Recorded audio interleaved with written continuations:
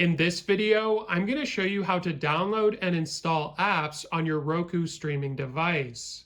So the first thing you want to do if you don't see it in the home menu is you want to scroll down and either go to search or you can go to the streaming store.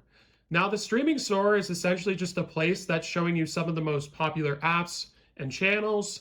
But if you just wanted to search it using the search bar, so let's go back. There's also a search there if you notice, but we'll just show you this one. You can type in anything you'd like here. So let's say I wanted to get Netflix. I'm going to find N. It's going to pop up very quickly. Netflix already, didn't even have to type it in.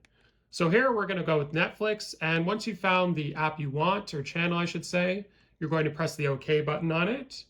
And then it's going to bring us to this page where we can add the app. So I'm going to press OK again for Netflix. And it'll come up here saying, are you sure you want to install it? We're going to go to I agree. You can always read this if you'd like. You're essentially agreeing for it to be updated and stuff like that. So we'll allow it to add to our Roku device. Depending on your internet speed, it might take a little bit. It might not take that long. Once you've done that, we're going to press OK. And now we're going to press the home button. So this is going to bring us back to the home. And here's where you'll be able to find this new application.